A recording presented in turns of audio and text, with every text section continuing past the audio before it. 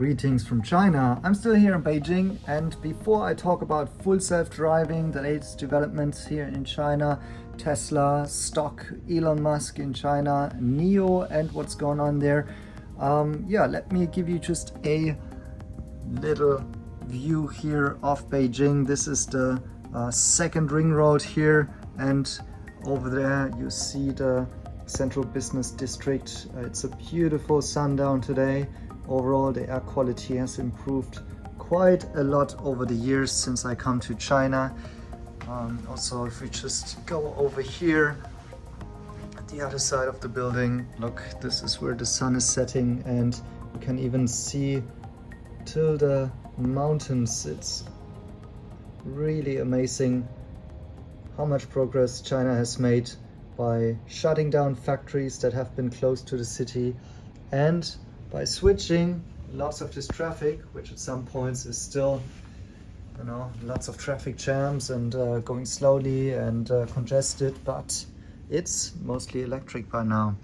So this is the macro development, but of course the topic right now is mostly, especially after the visit of Elon Musk, about full self-driving, the latest developments here on the ground. And we've got news today, which is not about Tesla, but it's about NIO actually, that there is another software update. I believe it's Banyan 2.2.6, could be wrong on the exact number, but users been notified today that they can download it. And what will happen with that is that people get access to NIO Plus. So that's the beta program, well, used to be the beta program for NIO's Pilot, the most advanced functionalities. Not only the lane keeping and the assisted driving, it's much more than that. Inside the city, you will get some very, very advanced functions. So sometimes it takes unprotected left corners and turns, and I mean, you possibly have seen some of the videos out there if you follow NIO closely. I haven't done too many videos on that yet, to be honest, but as I'm now in China, I'm happy that I will get the opportunity to most likely test out those functionalities and give you also an on-the-ground impression, comparing it to the likes of XPeng and Huawei and so on. And what I can already say by now is that these functionalities will be more advanced to what Tesla has here in China as of today. Now the story is, and yesterday Tesla stock has been up more than 15%, that Elon Musk has been on a surprise visit to Beijing. He met with very important politicians here, and the rumor is that most of it has been around the topic of introducing full self-driving. So Musk is currently, since the earnings call, very aggressive on this topic. He's positioning Tesla as the leader in autonomous driving. And I must say, I haven't tested FSD beta 12 in the US because that's currently the only geography where it's available. So I cannot say how it compares to a NIO, but I have seen the videos, which in my point of view are very impressive and feels more human-like. And that's been one of the criticisms, especially of the NIO cars, that their NIO Pilot, even if it's the Plus, so the most advanced functionalities, it's usually quite conservative, right? And we've got Li Bin going out and saying, well, the purpose of our ADAS functions is about freeing up time and stress and energy for the user and safety. So he's not going along out there right now and pushing robo-taxis, very much to the contrast of Elon Musk. And definitely the China visit by Elon Musk has been, in my point of view, long overdue. I was actually hoping that he will come to the Beijing Auto Show. That's why I went there again yesterday, in order to, let's see whether or not Elon Musk actually turns up and looks at all of the competition that he's having there. But well, it turns out he's not doing that. He only after one day took off again and actually, hopefully achieved everything he wanted to achieve, right? We don't know. That's my point here, because the stock price jumped by so much that everybody is assuming here that FSD beta will be coming to China. And And that point definitely would take Tesla maybe, well, most likely ahead of everybody here in China in terms of the functionality for the autopilot functionalities. But whether or not that's really happening, I still have my question marks around that. So I think what we can say with certainty is that Tesla was clearing some information security issues when it comes to what kind of protocols are in place for Tesla software and information collection here in China. So that means some Tesla vehicles, well, all Tesla vehicles won't be banned in some of the places here in China, which they have been banned in the past because basically nobody knew what Tesla would be collecting and what's happening with the data. Seems like they have some compliance in place now to make sure for the regulators that Tesla are safe vehicles for the public. And that's an important thing to consider even for buyers because you don't want to buy a vehicle which you don't enter in many places or you can't park it everywhere, right? So that has been one of the buying restrictions and indicators been lifted here. But that wouldn't explain such a jump. I think investors are definitely now more positive about a possible introduction of FSD. But the question is, how could this be valid and viable here in China? Because I don't think that the Chinese, even to the degree that Elon Musk has very high government official connections here with Li Jiang and so on, I don't think they would allow Tesla to export the data to the US, where Tesla has invested billions, and that seems to be becoming a unique selling proposition for Tesla and a moat and something very defendable for Tesla as a company, that they have invested so much money and in order to buy up NVIDIA chips and compute power to train the algorithms and the software. And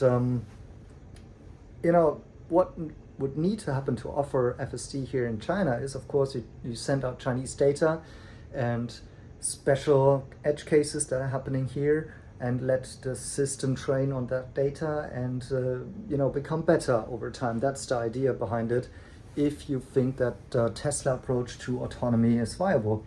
But I don't think the Chinese would agree to that, and I do think they would actually require Tesla to do some local data storage and local compute. Now here comes in the issue, right, which is that the Biden administration and the US has actually sanctioned China from buying the most advanced chips that are usually used in those data centers. So Tesla here in China possibly could only get those chips with some US administration sign-off.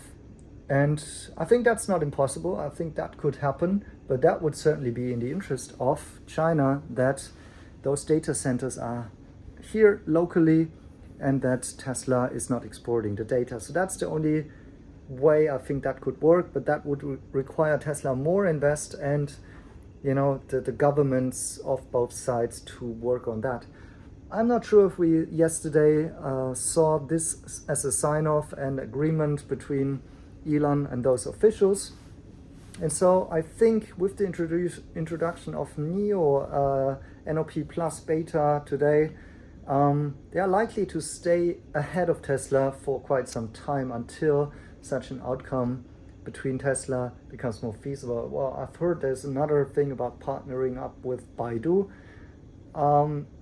But that's just on the mapping side, and Tesla's FSD doesn't really depend on Baidu Maps or mapping. If it's vision only, it should work actually without a map. Actually, we've seen NIO videos and some Baidu videos and other cars like Huawei cars that not in every case, but sometimes can do mapless autonomous driving functionalities as well, vision only.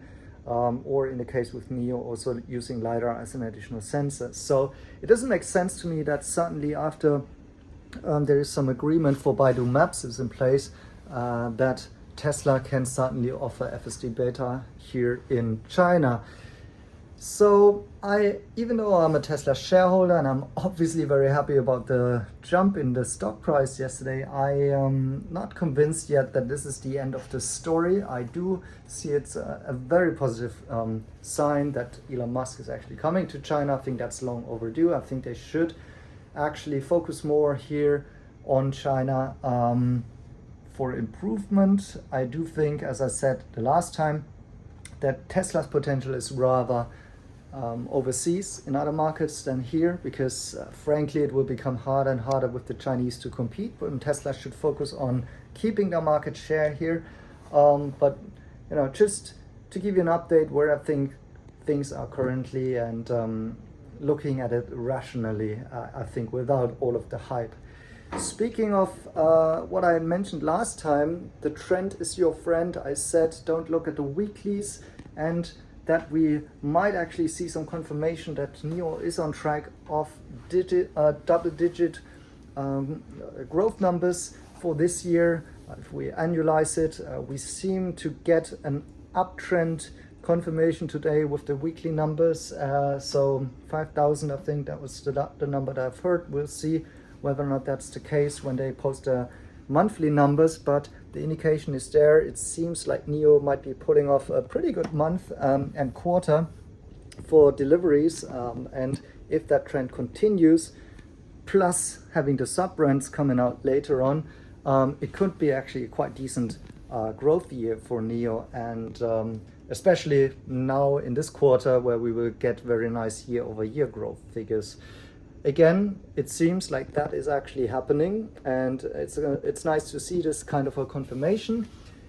And to finish on a high note and a positive development, I've just seen that the third plenum is going to be scheduled later by China, which is a huge news on a macro level, because there have been question marks why this political event hasn't been scheduled much earlier. All the discussions about here, the property sector and the Chinese economy, why they're not stimulating and so on. That's usually such, political events where they have formalized all that's going to happen in order to, make decisions and so on. And we've had black box for most of the time and no news on such events.